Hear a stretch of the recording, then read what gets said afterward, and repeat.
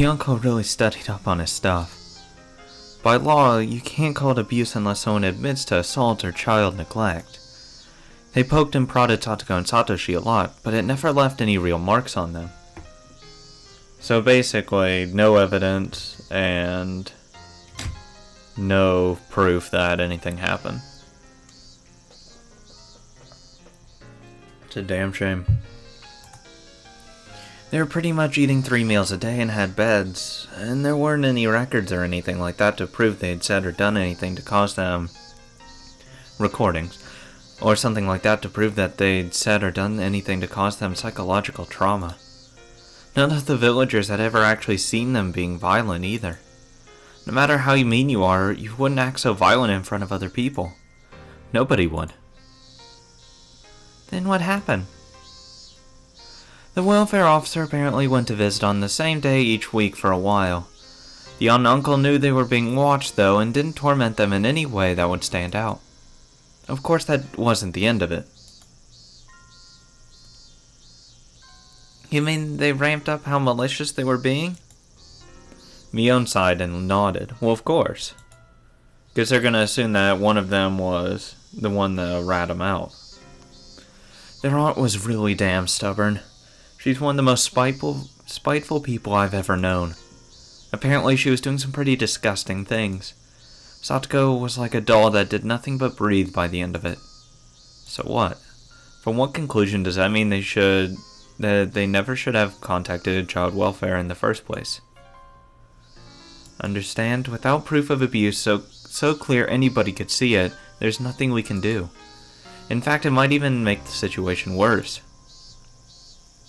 We messed up pretty bad.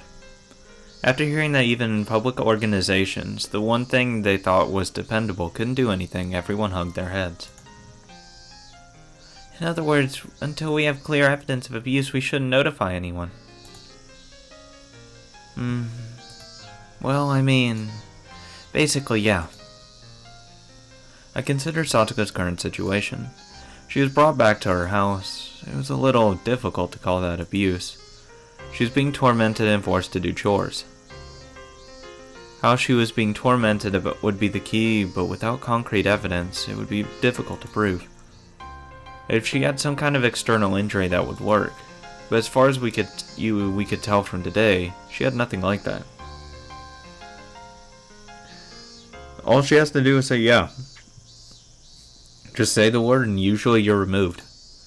And being forced to do the chores, that was a bit weak too. There had to be better evidence that she was without a doubt being abused. Well, if you can prove that he's hanging around the wrong crowd that's a bad influence on her, like say, stealing money from the Yakuza can directly put her in danger. So if you can prove that he's connected to that, then you can easily get her out of the situation. Oh, I know. Her uncle had ignored Satoko's existence for a whole year and went to live with his lover in town. Didn't that fall under one of the definitions of abuse that Mion had mentioned? Child neglect. Yeah. It's the perfect case of child neglect. What about that, Mi-chan? If her uncle weren't here now, it could be recognized as child neglect. But he's living with her at the moment, isn't he? They were apart before, but if he said something like he had a change of heart and decided to live with her again, then they might just wait and see again. Once we reported it, we would need to be absolutely sure they'd interpret it as abuse. Maybe we needed far more concrete evidence, lest we repeat last year's mistake.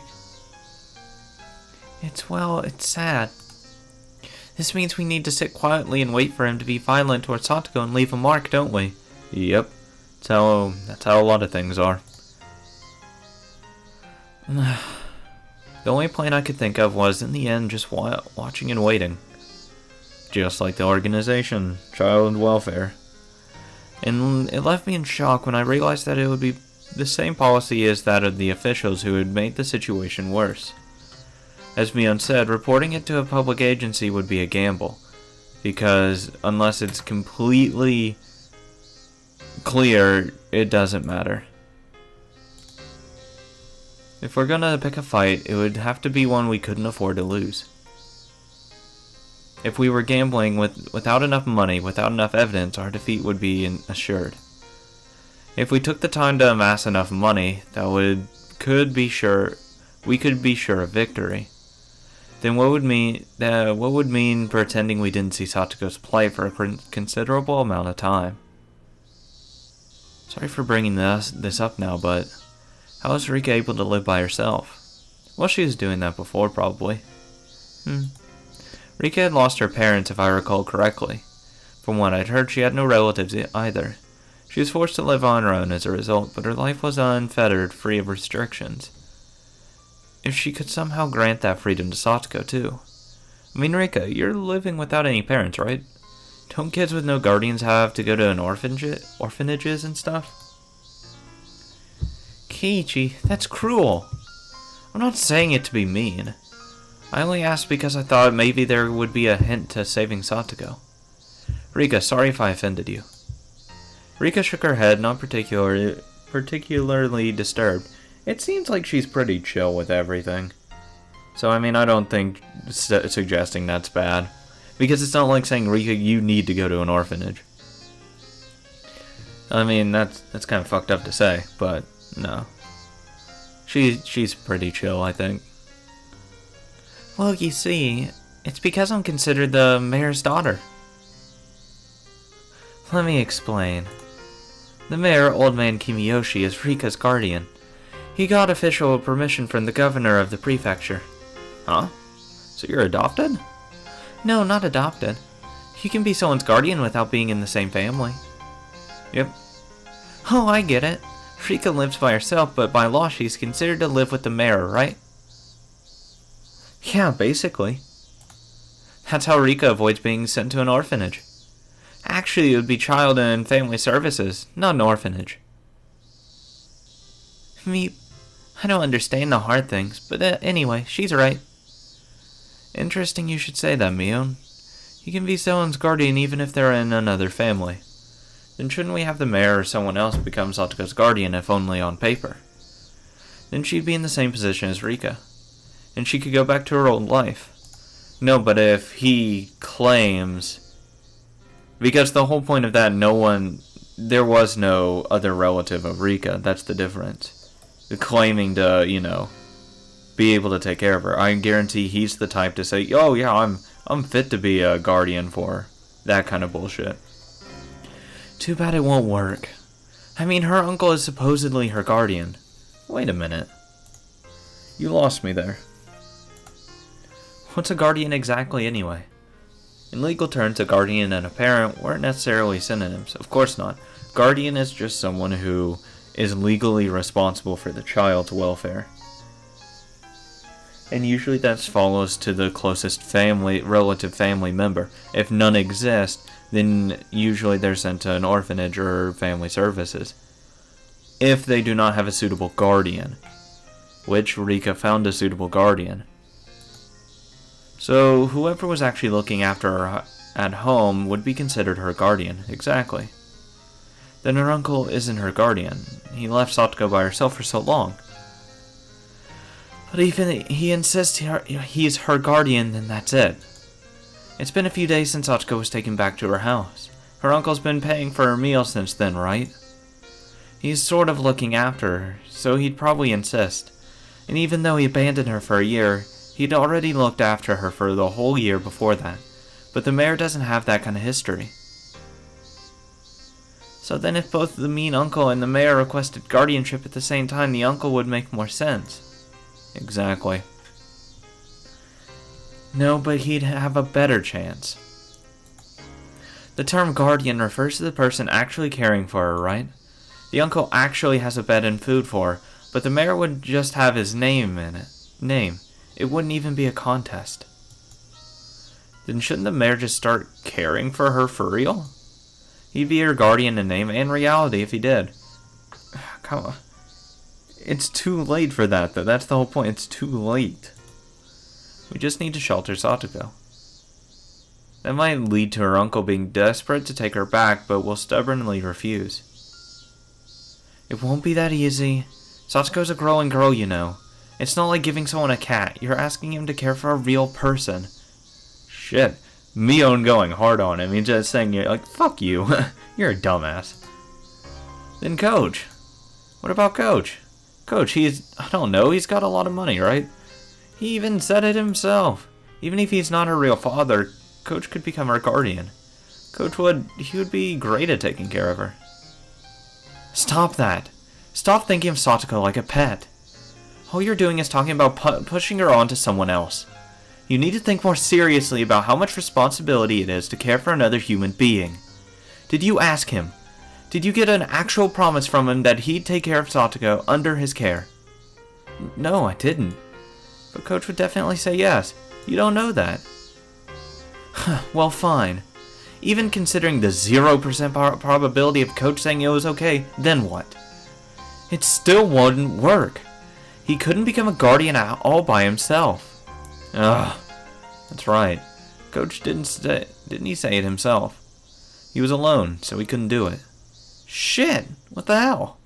Why is being single such a disadvantage in this society? Because taking care of a person is hard. It's never meant to be easy. It is usually the last resort. It is so hard to take care of a child. Because it's so important. Because it's another human being in development. You can't just say, oh yeah, pass them on. So I mean, the fact that Mion cares so much about, just being responsible and not just jumping headfirst, it shows that she actually has thought about this and has given it two shits, instead of just immediately jumping to conclusion like Eiji is doing.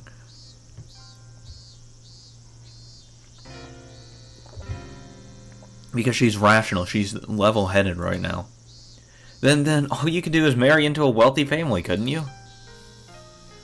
Is there anyone that wealthy in Hinami's Mion, her family? I'll marry into it. Fuck it. I'm down with making some good money. I'm not sure. See, it's not simple. It's hard to adopt someone.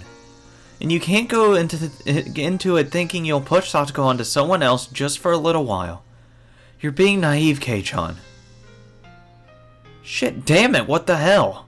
I'm desperately thinking of how to save Satoko, and all you're doing is no. Don't you care about Satoko at all? Are you even worried about our friend one bit? What do you have to say for yourself? Oh my god, do not. You're not gonna yell at her at this point. Fuck you. I'll be pissed. Because she's fucking thinking about it logically. She's thinking about it. She's making sense. I didn't mean that. But it just won't be that easy, and it's not that difficult of a problem. We just need to have some rich people look after Satoko for a while, that's all. Right? What about your family, Mion? You always brag about how great it is, one of the 3 families or whatever, don't you? From what you've said, you must live in a gigantic house. My house? No, that won't happen. My grandma would never allow it. True. Because people who believe in the curse, which I'm guaranteeing old Sonozaki people believe in the curse, believe that her family's fucked up. Then what about your relatives in Okinomiya? From what I've heard, they're living in luxury themselves. There's plenty of shops your relatives manage in town, too. Your family are basically millionaires, aren't they? No, that won't work. Going to Okinomiya is even more out of the question. My father, he'd never let it happen, ever. Hey. Normally you act like some high and mighty bigwig, and now you're being all spineless. What the hell? Are you just going to sit by and watch Satoko suffer? No, I don't, but I mean, I want to help her as much as you. But that's a different story. How is it a different story? How can you be so cold-hearted? Your friend is in trouble. What are you if you don't rescue her? Can someone smack the shit out of her? You're our president. Our club president. Save her. Save her from this crisis. If you don't save her right now, you're not her friend and you're not even human. I don't know if you even have any humanity left in you. Oh my god. Can I stop reading that? This is hurting me saying it. God, I don't believe any of this shit. So smack the shit out of him. I completely condone it. She just hauls off, smacks the shit out of him. She won't because she likes him too much. Hopefully Rena does, because I would like that. Or Rika, fuck it. Rika can smack the shit out of him because he fucking deserves it. He is being an asshole. Are you even listening to me, Mion? My emotions all exploded out of me and I didn't even give her a chance to say anything in response. I just wanted to make Mion agree with me, even if I had to force her. If she did, Satsuka's problems would be solved. If pushing her would say it solved the issue, then I'd push her as much as I needed to. Fuck you! Why aren't you saying anything anymore? I'm asking you, asshole. Well, say something, Mion Sonozaki. Me? I swear to God if she's crying. I swear to fucking God. I swear. Oh, I'll be done with this game. I'll be pissed. Oh, fuck you. Oh, God damn it. Mion, looking down with a grim face, began sobbing. Oh, God, you pissed me off. You have no right to do that. Oh, I'm pissed. Oh, I hope you die. I don't care anymore. Keiichi needs to die in this fucking run. He will die. I will fucking make sure of it. I will write a whole goddamn ending if he doesn't die. Because he deserves it. You know how last time I said he deserves everything that happened with like the really terrible, getting his nails, jammed into a board or whatever? Nailed down? Yeah, he needs worse to happen to him at this point. I don't give a fuck what it is. I want him tortured. For real this time. Not just the bullshit, oh, cut away, that's the end. I want him to live through this pain. I want him to suffer. For hours. In days. Her hands were clenched into trembling fists, and she rubbed her eyes to wipe away the tears. Oh, God, this hurts. Was what I actually said that mean? Yeah, it really fucking was. Oh, I would have punched the shit out of him if I was there. Oh, God. I would just constantly, every point he was making, shut the fuck up. Shut up. Shut up. And then, once he yells, just punch him, hit him, push him down, kick him. I don't give a fuck. Tell him to back the fuck down, calm the hell down, and get the fuck out of here. This isn't the time to cry. We're in the gambling right now. We have to do something to save Satoko. And as I thought that, Rena spoke, her voice cold and incredibly calm. Keiichi, if Michan's family won't work, then what if we look for another wealthy family? I know someone in Hinamizawa who lives in a nice big house. Yeah, you. Who's that? Oh, come on. You've got a splendid family and you're leaving it out of things. My family? My family is rich. You're friends, right? Save her, Keiichi. Michan is cold-hearted after all. Since you're so considerate towards friend, you should lead by example. Oh, get fucked. Ooh, get fucked. You deserve this one. Yeah, sit the fuck down. Yeah, have a fucking sit. You cock. Just the three of you are living in that huge house, right? Then you'd probably got plenty of spare rooms. You should just give a few of the empty ones to Satoko. And then our worries would be all over. What's this? We're done already? That was pretty quick. Okay, great. Congratulations on solving the problem. Then are we done for today? I'm going home. Hooray, hooray. Maybe I'll go treasure hunting. I haven't done that in a while. I was so worried about Satoko until now that I didn't feel like going to play at all. I wonder what I'll find today. How? Say something, will you? Why am I the only one talking? Say something, you bastard! Are you listening, Keiji Maebara? Even the cicada seemed to cower in fear. Oh yeah, she's getting a little crazy. But he fucking deserves it. I don't even give a fuck. Screw him. He needs to die. Rena, her shoulders bobbing up and down, and me, who had forgotten to breathe. Mion, whose face had gone completely pale, and Rika, who was keeping silent as if nothing had happened. The atmosphere in the classroom grew tight and stiff, and it petrified us where we stood. Rattle. The sound of the chair was as Rena sat back down after having stood up, finally allowed everyone present to take a breath. Rena had shown me just how much I'd hurt Mion. Yeah, no shit, you fucking asshole. Rena's scary. Thanks, Rika. After a few moments, Rika cut into the frozen air. Yeah, I'm sorry, Rika. Mii-chan, I'm sorry to you, too. I don't have to apologize to you, do I, Keiichi? Oh, fuck. Yeah, shut the fuck down. You're not... Until you fucking apologize. Which you deserve. Yeah, I'm sorry. I'm sorry for being so unreasonable. Oh, no. You're directing it to a person. You're not kidding. You're not copping out with just saying, yeah, I was being unreasonable. Get on your fucking hands and knees. Look her in the face. Tell her you're sorry. We're not going the bullshit route of just saying, oh, I'm sorry. No. Full up apology. Were you saying all that to me before? You said it while glaring at Mii-chan, so I totally thought you were talking to her. Oh! Yes! Oh, God, that's good. Thank God. I called them out on that bullshit, too. Thank God.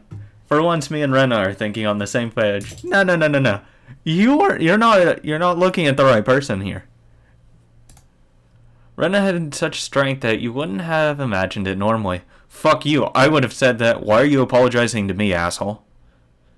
You didn't yell at me. You weren't being an asshole to me. That's all I would be saying. All I did was spell terrible things as a wave of violent fury passed over me. I couldn't contend with her. Mion, I'm sorry. I lost my cool. No. Not enough. Nope. Not enough. Come to think of it, I didn't understand what had gotten me that riled up. I thought of myself as Satoko's Nini, so I only had good intentions, and that I'd think about it a little harder than anyone else, and yet. It's okay. You were worrying with everything you had, but all I was saying was that nothing would work, so I'm sorry. I did something wrong too. No, you didn't. No. She doesn't need to fucking apologize. It's just Keiichi. Fuck him. I'm pissed. I'm still pissed at him because that's a half-assed apology. That's not a real one. That's not from the heart. That was just like, yeah, I'm sorry. I was kind of an asshole. Nah, that's not an apology. That's not sincere. Mion rubbed away the tears at the corner of her eyes with her fist and apologized as well. We bowed our heads at each other and looked down without glancing at the other. Fuck you, Keiichi. You're an asshole. Someone I don't know who heaved a sigh. Satoko being tormented had been known about since last year. How had the tragedy back then saved Satoko? How had they brought it to an end? Right. In the end, nobody could do anything. He just fucking left one day. Oh no, the aunt died. Or got murdered, then he left. All they could do was bear it patiently and wait for those agonizing days to end. That's right. The one who brought it to an end to those terrible days was some crazy drug addict nobody knew. On the night of Watanagashi last year, their mean aunt had been beaten to death. But it hadn't been done to save Satoko or Satoshi. Right. It really was just a coincidence. Satoko's friends, who needed to do something for her most of all, could do nothing. The incident may have been a tragic one, but from Satoko's viewpoint, it was nothing less than a miracle. Yes, a miracle. A miracle one could only wait for. Is waiting all we can do. Not for evidence of abuse, not for something that minor. Huh? Wait. For what? A miracle. No one made fun of me for using such a crazy word. We couldn't come up with any solution, so it was the only thing we could do. We're powerless. That one word Mion dropped was the finishing blow. It was hot. My body was sticky with sweat. The worst month, June. Fuck. That's a hell of a fucking way to end a chapter. No, I'm still pissed. I'm really pissed off. Half-assed apology. Ooh, that fucking pisses me off.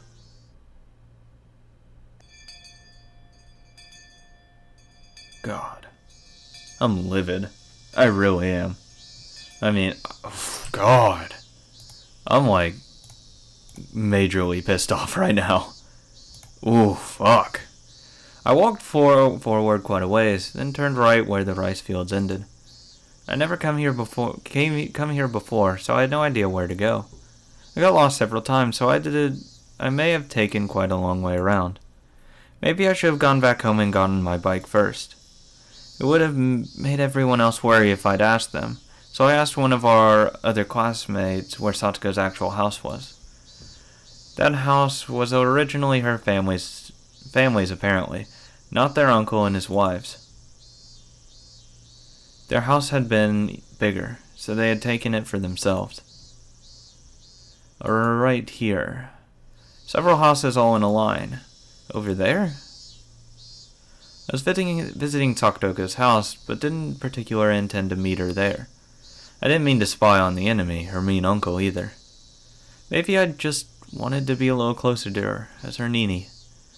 Pretty words, but I didn't know if they were true. If what Tomita and the others told me was, it'd be this house. That's not a bad-looking house. When I recognized it, my feet grew heavy. What did I come here for? Her motive for coming here was absurd. My motive for coming here was absurd. When Mion had said at the end that we were powerless, it made me sort of frustrated. I just wanted to do something. Anything other than waste the days away praying for a miracle. That's what made me come here. But that was all. Even if I were to witness her uncle actually tormenting Satoko, what could I do? Would I act like a comic book hero, punch the guy in the face, and take Satoko away with me? That's stupid. Then live together somewhere far away? That was ridiculous. I'm powerless. The cicadas' voices, raised in chorus, sounded like they were scoffing at me. Honestly, you have fucking no respect in my book. Honestly, half-assed apology, yelling at her. No fucking respect. At this point now, Oishi's gonna live, because now that's the low point of her day. See, had he not yelled at her, it would have been, yeah, fuck Oishi. But now it's, you know what? I don't care if Keiichi fucking dies. That's kind of what it turned out to be at this point. As though they were saying that if I couldn't do anything and wouldn't do anything, then I should go back home. You should. I heard a car approaching, so I got out of its way. Oh, what happened to not being run over by a car, dipshit? But the car stopped right behind me, its horn honking shortly once. Oh, fuck me. Annoyed hadn't I gotten out of their way, I looked behind me, and a familiar face was looking at me out of the driver's seat window. Oh, thank God. Oh, God, I was really worried it was going to be fucking Oishi. I was going to be like, God damn it. I don't want to deal with his ass again. I'm already pissed off. I don't need Oishi to add to me being pissed off. Oh, Coach. Oh, Maibara. How unexpected to meet you all the way out here. Do you live nearby? Me being here wasn't normal. Just as I considered somehow giving him the slip, I noticed Satoko sitting in the passenger seat. Satoko got out of the car and began unloading a lot of groceries from the trunk. I happened to run into Coach on my way back from shopping. He said he'd bring me home, so I accepted his offer. She wouldn't have been able to carry all those groceries on her bike.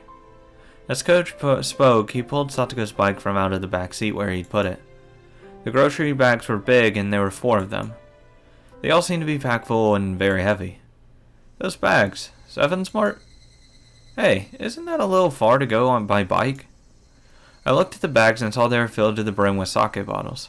Snacks that you'd eat with sake and boxes of cigarettes. Their weight was one thing, but their contents were nothing less than luxury items. Oh boy, nothing like someone that... Oh, great influence on kids, making her buy his alcohol, his fucking shit food, and smokes.